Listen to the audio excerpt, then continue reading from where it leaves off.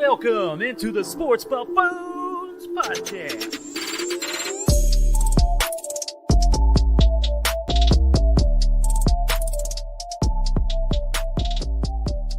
Happy Saturday morning, ladies and gentlemen. My name is Tanner Dawson of the Whiskey Sports Podcast and the Sports Buffoons. And joined with me, as always, JG of the Sports Buffoons. JG, what's up? What's up, dudes? Hey, glad to have you back on here. You missed a week.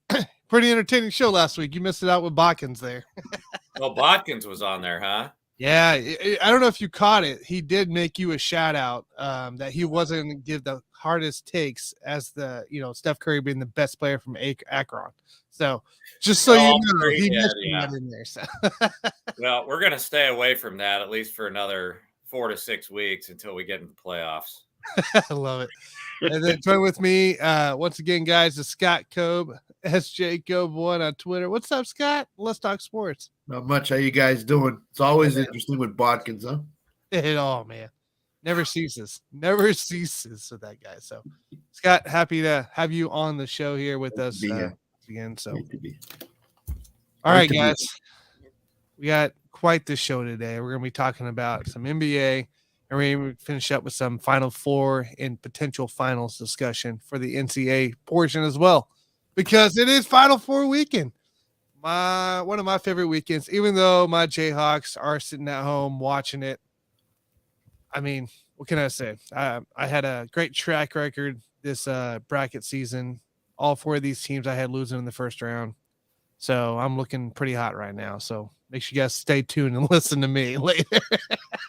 Yeah, with that, I don't feel as bad as I did before because the great news is that K-State is also sitting at home and watching. So that makes me feel a little bit better. All the Big 12 teams are. And we were so dominant, and so once again, just underwhelming. So, anyways, guys, we'll get more college basketball later. Let's start talking a little NBA. Let's start in the East, guys. Currently, as we look at the rankings, Milwaukee, Boston, Philly, Cleveland have all pretty much solidified their playoff spots by now. Still a little work between the final couple there for the playoffs and the play-in tournament. I'll pull this up here while we're looking at it. I want to know your thoughts here as we look at this list for standings. Do we see any change in the top four coming in the next week? 7 days, 8 days till the season ends? Or are we seeing that this is pretty much your top four, top five even? You can include the Knicks in it. Yeah, I'll let you go first on this one, Scott. I don't see any movement in the top five, to be honest with you. Celtics are trying to do their best to catch Milwaukee by playing some really good basketball down the stretch here, but I don't see it. I mean, could I see maybe New York catching Cleveland, possibly on an outside shot?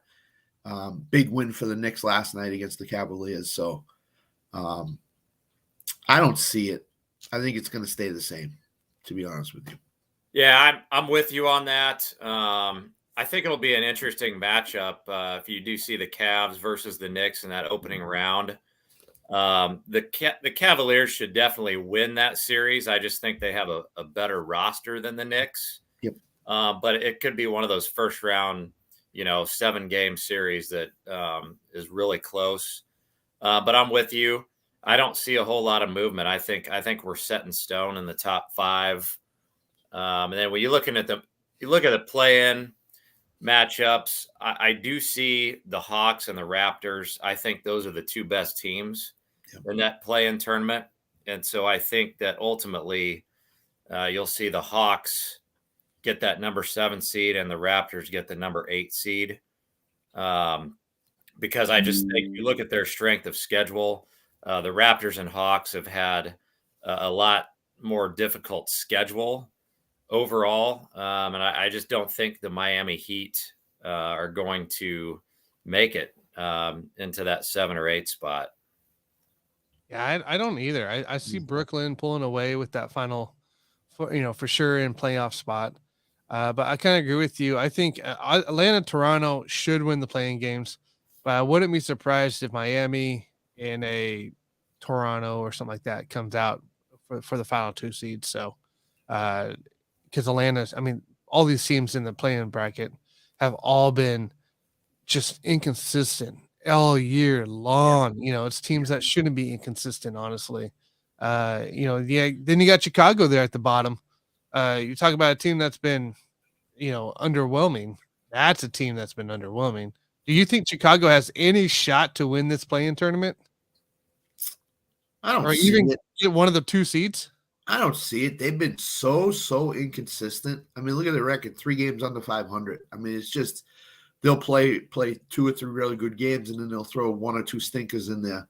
You know, so I don't see it. I think Atlanta, Toronto. I agree with you guys. Are going to be the play-in winners. So Yeah, Chicago definitely sucks. My biggest surprise is the Brooklyn Nets. I mean, can you believe that Mikal Bridges is averaging 30 points a game over the last month? Who I would mean, have I don't think anybody could see that coming. And I certainly thought once they got rid of Kyrie and Kevin Durant, I thought they were going to tank. And they've been really a pleasant surprise to watch ever since they made those trades, and they're going to end up being that 6th seed, and you know they're not going to compete probably with the Sixers in that first round, but you know, shout out to the Nets, man, because they've been some overachievers, I think, since the trade happened. Big time. So Jason, your 1 through 8 is as is minus Miami. So basically Atlanta, Toronto getting the last 2 spots. Is that your 1 through 8 currently? Yeah, pretty much. And the reason I like the Hawks so much, I like them better than the Raptors just because I like the additions that they made. I like that Sadiq Bey addition, who is shooting 45% from the field over the past month. He's only putting up 12 points per game, but he did draw a start last night with DeAndre Hunter out. So I like the additions that they've made. I think they're a little bit better team than the Raptors on paper. But I mean, ultimately, like, does it really matter, guys? They're both going to get throttled by the Bucks and the Celtics in that first round. But you know, I just like the Hawks a little bit better than the Raptors. Scott? Yeah, I do as well. I mean, I would be not scared, but I'd be on watch with Toronto. Toronto some nights looks like the world beaters of the East, and then other nights they look like they're ready to just lay down and you know, give up. So it's just what Toronto team are you getting in the playoffs? You know, and Anunoby's pretty good. Siakam is a handful for any team to deal with. So, you know, Toronto would be the team out of those 4 right now that would scare me the most in a first round matchup. So, all right, cool. All right, let's move to the West, guys. As we kind of look at this division, a little closer on things, I believe, but obviously a lot of switches and stuff that's gone on, and we'll get to the play-in tournament here in just a minute. Here, how crazy this is. But yeah, Denver, Memphis, Sacramento, your top 3. Phoenix, Clippers, Golden State ran out your top 6 there. And then the play-in games, you got Lakers, New Orleans, Minnesota, Oklahoma City, with Dallas and Utah still sitting on the outside in. Jason, 1 through 6. Is this it? Is this how it is? No, I'm gonna give you a little juicy hot take right about now. So I know it's kind of a best case scenario for the Lakers, but I do believe that it's possible. I think it's actually probable that the Lakers are going to move up to number 5. And the reason I say that is because they don't really have a daunting upcoming schedule. They've got to play Houston, Utah, and then the Clippers without Paul George. And so I do have the Lakers moving up to that number 5 spot, playing the Suns in the first round.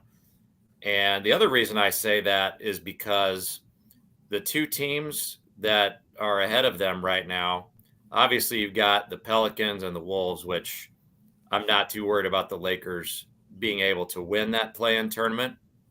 But in terms of the Clippers and the Warriors, so the Warriors they've got to play at Denver, at Sacramento. We know how shitty the Warriors have been on the road this year.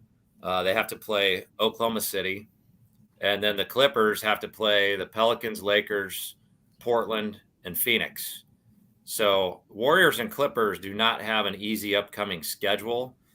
The Lakers have, a very doable schedule. They could easily win those next 3 games. Golden State, they are trending down for me because at this point, we got to assume that Wiggins is not going to play. I mean, even if they were to make, that 6 seed, or somehow, if the Lakers end up getting out of that play-in situation and the Golden State Warriors go into that play-in tournament, I mean, they're screwed, man. If Wiggins doesn't play, even if Wiggins does come back, he's not going to be in basketball shape. Yeah. And so I have the Warriors trending down here, and I have the Lakers trending up. And so I would be very disappointed if I'm a Lakers fan if they don't at least figure out a way to make it up to that number 6 spot.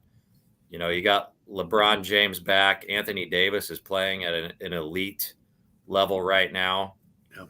And I would say that the worst case scenario for the Lakers right now is to just end up with that number 7 seed to win the play-in tournament.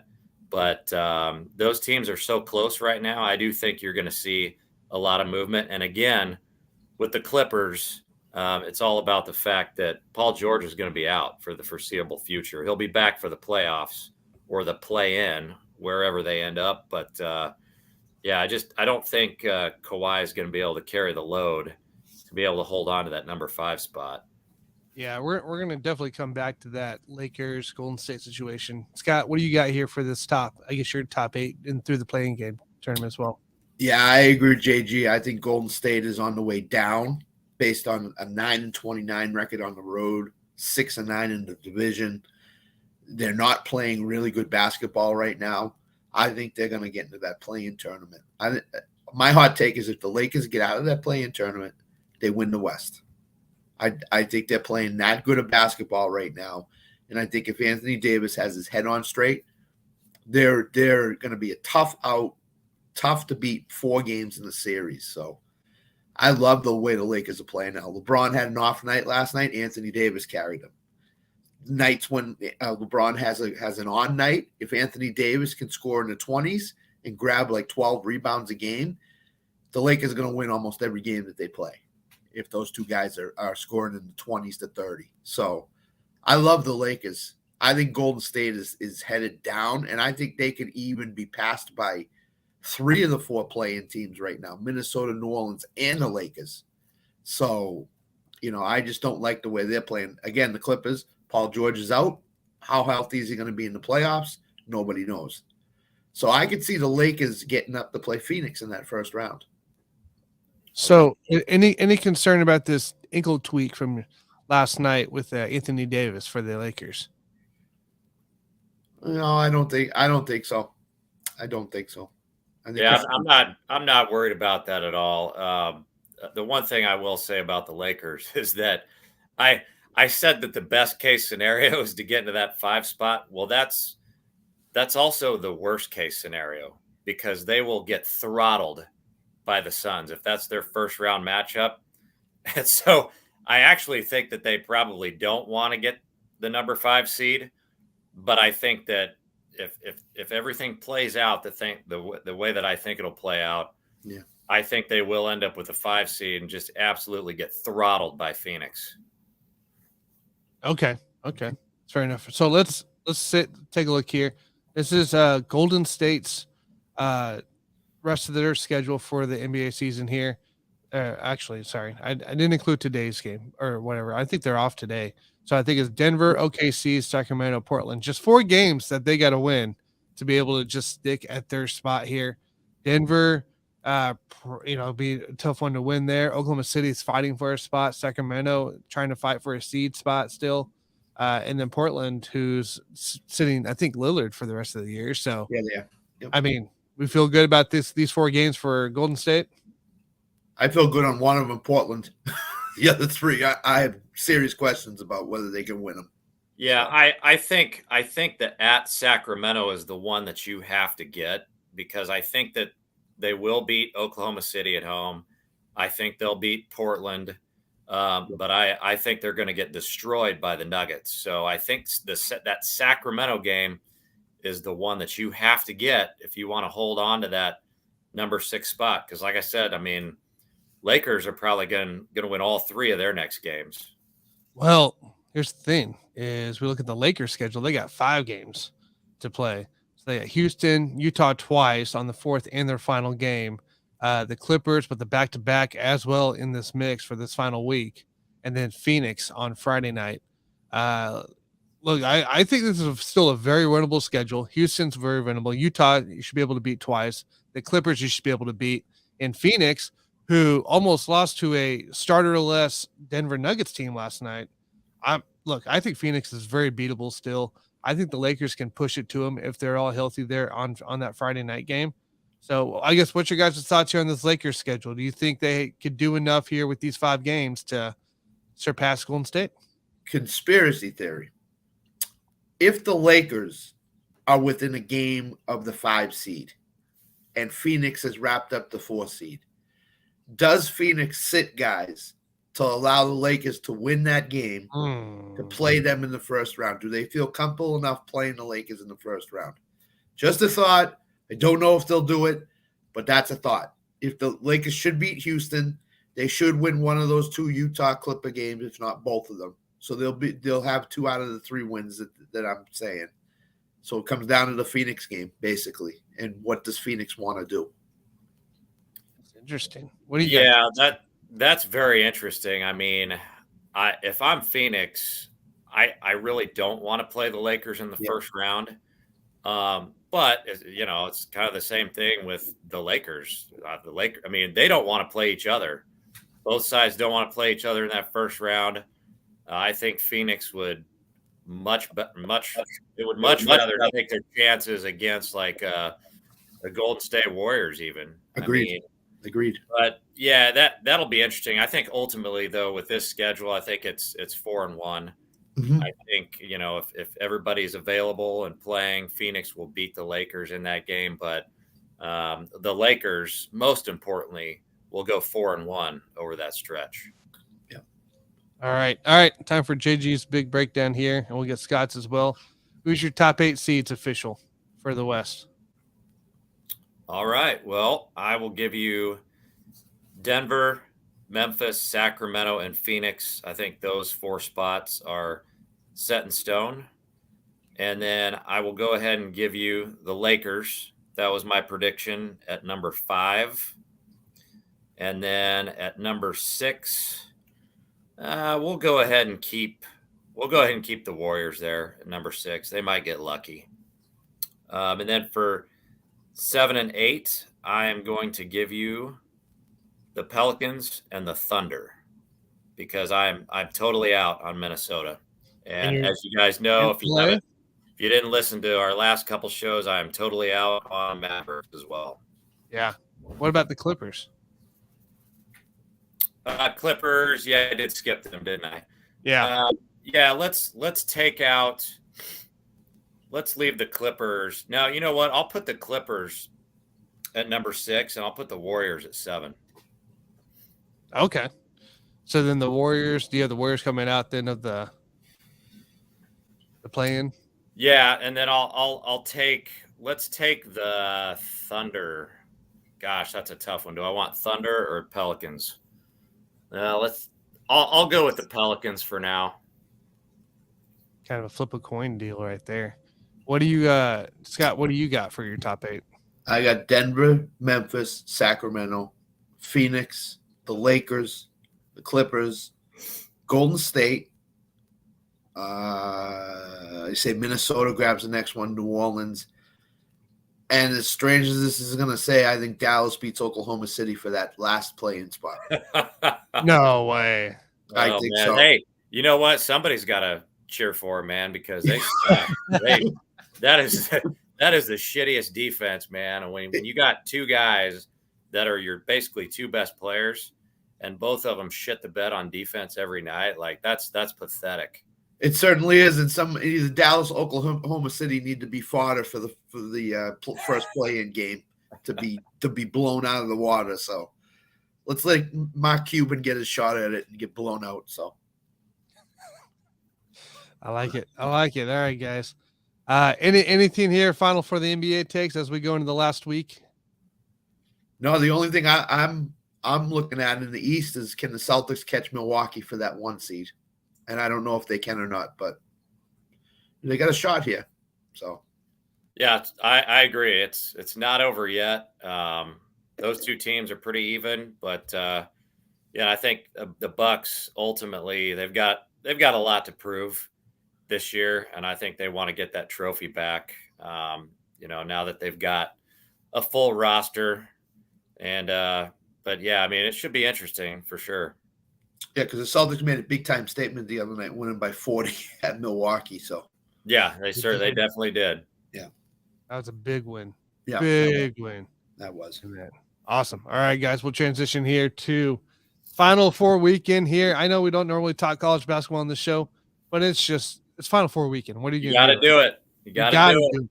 So let's bring it in. Let's take a look here at the games today on the screen. You're going to see Florida Atlantic, San Diego State, Miami, UConn going at it today. It's looking like the Aztecs currently between Aztecs and Florida Atlantic. Aztecs are favored at -2.5. The over-unders at 131.5 for that game, guys. Who comes out of this matchup and why? Boy, Florida Atlantic and San Diego State, first one to 60 wins that game, I think. So I love Florida Atlantic, but I think the ride ends here. I just think San Diego State's defense just gives them a massive advantage in this game. The other game, Miami. Boy, can they shoot the basketball or what? I'm going to go San Diego State and UConn.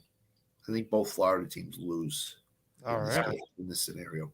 JG, what's your thoughts? Yeah, so I'm going to hit that over 131.5. This is kind of a tricky game here because I think everybody looks at that San Diego State defense and they think that San Diego State's going to win. There's a lot of money going on FAU right now, guys, and San Diego State is favored by 2.5. I do like the over here, and while San Diego State is an elite defensive team, I just think Florida Atlantic, they've got way too much depth. They've got 7 guards, and all 7 of those guards can facilitate the offense. I think they're going to wear down that defense of San Diego State. And the other thing about FAU is that they can totally shoot the lights out. You look at San Diego State's 4 tournament opponents have shot 17% from three-point land. And I don't care if you have the best defense of all time. You're never going to hold 4 opponents to 17%. And so I think regression is coming for San Diego State. And honestly, San Diego State's offense is not really that good. No. And so I am going to take Florida Atlantic to cover. And I am also going to take the over 131.5. You can take either one of those as my easy money bets of the week. And again, I just think it's going to be a situation where San Diego State's just going to be worn down just because FAU has way too much depth. They've got, like I said, 7 guards, and they've got 2 bigs that they can throw out there, just a huge rotation. And I think San Diego State's just going to run out of gas. Yeah, I'm kind of with you guys. So I did a whole breakdown on my Whiskey Sports Podcast channel, dropped Wednesday, guys. We talked about KenPom stats and kind of looking at stuff throughout the season as well. San Diego State, effective field goal percentage. They are 223rd best in the offensive production, but they're 20th best in defense. Meanwhile, Florida Atlantic out here is 25th best in effective field goal percentage on the offensive side and 15th best on the defensive side. And then Jason, you just brought up the 3-point percentage as well. 44th best in the NCAA is Florida Atlantic, and they're 70th best on the defensive side. Meanwhile, you do have the second best 3-point percentage defensive team with San Diego State, but they're 179th in 3-point percentage. They aren't meant to shoot the three. And if Florida Atlantic can get going from deep, this San Diego State's going to have a hard time having to deal with shot selection that Florida Atlantic gives themselves, the way they get open opportunities that we saw against K-State in that big matchup as well. I really think that Florida Atlantic is a more well-balanced team, has a little bit more fight on their side as well. And I think they come out. I think you got Florida Atlantic that comes out of this game overall versus San Diego State. So and I love, like you guys know, I love really great defensive teams. yes. And I always root for them. But it's like I said, it's all about that depth on FAU. And I think the problem with San Diego State is just that while they're an elite defensive team, they rely on it heavily. Yeah. And that's basically their whole game. And you just got to be a little bit more balanced and well-rounded, especially when you get this deep in the tournament. Yep. I think also you hear this thing a lot about, I think the first 8 minutes of this game, highly important to see which team can run their style of play better. If the score at the second TV timeout is like 11-9, and then I think San Diego State has imposed their will. But if it's like 21-13, Florida Atlantic's up ahead, then Florida Atlantic obviously has imposed their will. So it's very important to find out what these first 8 minutes are going to be like in this game. So yeah, there's a lot of again teams though too, you know. Yeah, again, that over under though, like, did you guys know that was actually at one point it was 136? Yeah. And now it's all the way down to 131 and a half. I think people just they overreact to that narrative that, oh my gosh, San Diego State, oh my gosh, nobody can score on that defense. And I just think the opposite thing is going to happen in this situation. And generally people look at what happened the last time the team was on the court in 57-56 with Creighton. So everybody's like, oh, San Diego State can't score, it's going under. Well, guess what? Are they going to start slow? Probably. Why? Because the dome in the shooting background, they're going to need to get used to it in the first 4 or 5 minutes. But I think once Florida Atlantic and San Diego, especially Florida Atlantic, gets used to it, I think it's home on the range for them, and they're just going to light up from three. So it's interesting because San Diego State has been the under almost the entire tournament, it seemed like, but we saw another similar matchup that we thought would be an under with Michigan State K-State. Yeah, and well, then you got overtime ball and it's in the 90s and it's not under anymore. So I'm kind of not playing in the hands this time. I agree with the over. I think it's one of those deals, kind of trends that everybody thinks it's the under because like you said, they can't score very much, but then it turns into be the over in a really great game at the over as well. So that's kind of what I got there. Jason, who'd you have for UConn Miami? So UConn and Miami. So UConn is -5.5. I think you've got both teams with really great offenses, but the biggest issue for me in this game is Miami's defense efficiency is ranked 104th. Yep. Whereas UConn is ranked 11th. So assuming that both of these teams are even offensively, and they are rather close. I mean, they can both score very easily. I think the defense is what makes the difference for me. I think Miami is also going to get into foul trouble in this game, trying to deal with those bigs of UConn. Yep. And the other thing to look at is the fact that UConn Huskies have been absolutely torching elite defensive teams in this tournament.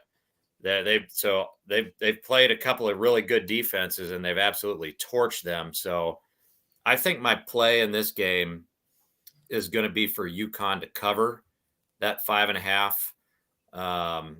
Now that's not what I want. Like my dream scenario would have been both 5 seeds to play each other. That's what I wanted to happen because I really love watching Miami.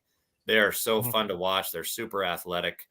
But I think the opposite here is what's going to happen. You're going to see a 4 versus a 9 in the championship game. And definitely UConn. I'm very confident in saying that they're going to cover that 5.5. Yeah. Yeah. I'd be okay with that. I mean, if you look at, like I said, Ken Palm again, I'm just going back to this here. Connecticut is the most well balanced, efficient team Yeah. currently in the NCAA, especially after this tournament run. This is a team that honestly did not play like they are playing right now at all during the Big East or anything like that. I did not like this team at all coming out, but they've showed each game that hey, they're there to take care of business, and it's a different team. They've elevated their play. You know, they're third best in just as efficiency for offense, 11th best in defense. You can go down the way; they're all in the top 60, top 30 in offense. Like it's dumb for this UConn team.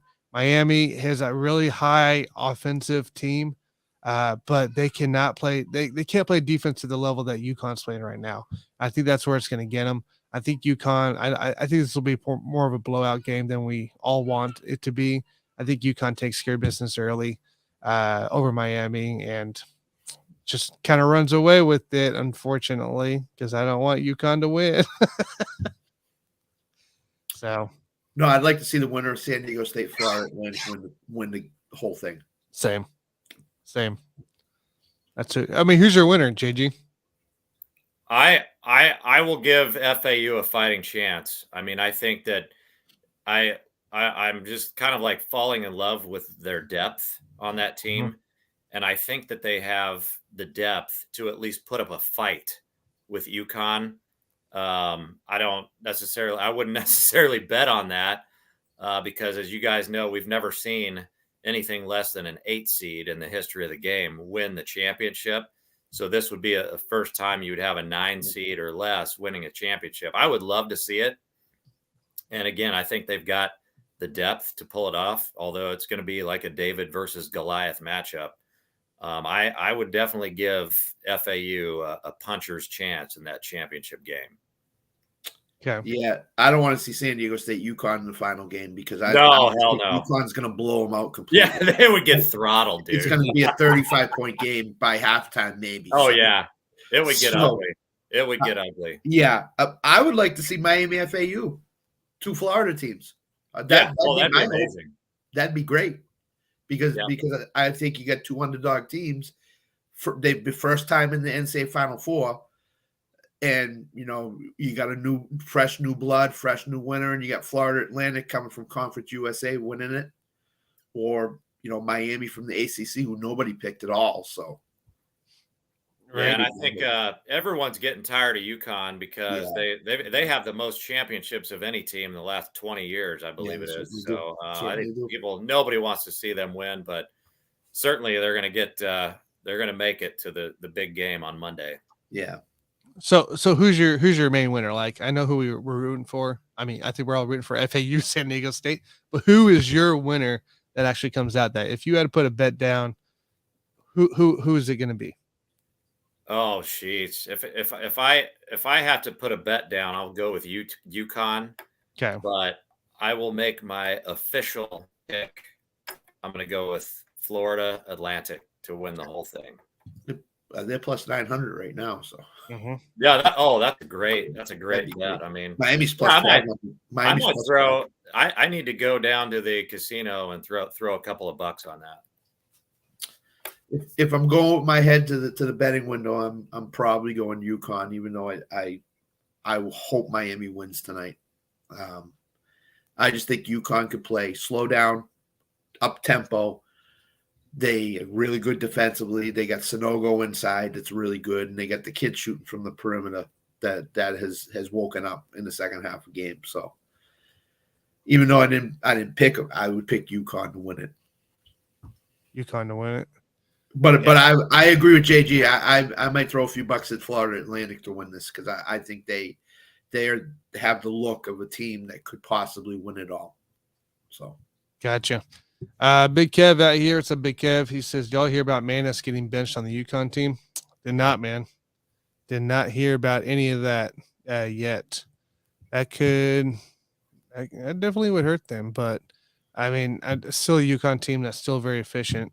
Ha, ha, ha, ha, ha, ha. I knew it was April Fool's joke. Hate this day. Tell ya. I'm like, Last I'm week- looking, I'm like, I don't recognize that name, but I'm gonna go with it. Did you watch the best It's player a in good the NCAA play last night? In Kate Caitlin McLeod? Clark Oh, that was amazing what she did against South Carolina. dominated. Love you, big Kev. Amazing. Don't worry. Yeah. On that note, I want to change what I said earlier. Anthony Davis, his ankle, he's done. He's out for the season. So What? I You changed. just said it wasn't that serious. Wait a minute, this is I April changed my 1st. answer, dude. What are we doing? Yeah. Yeah. My bad. It's April Fool's. Oh man. Make sure you guys go check out the Bakken show today. Somebody online said Lamar Jackson just signed a 5-year, $278 million contract with the Ravens.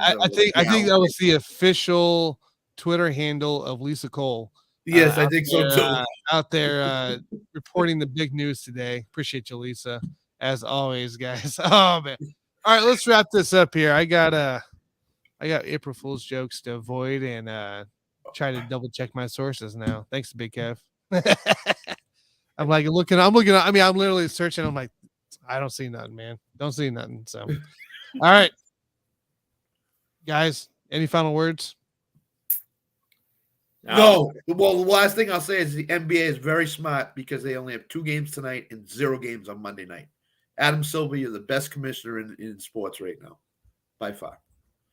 And I'm still going all in on Lamar to the Colts. That's what I want to see. When? This is a question. When? During the draft. Draft day. Okay. I like it. I like it. All right, everybody, ladies and gentlemen, make sure you guys put your picks here for the finals below in the comments. We want to see it. Make sure you guys leave a like. Always follow here on Sports Buffoons and Let's Talk Sports. Everybody have a fabulous weekend. Enjoy the final weekend of NCAA basketball. But just know that right around the corner here, a week away, the playing tournament starts and NBA playoffs are here. So be ready. All right, guys, have a great day. We'll catch you guys later. Outro.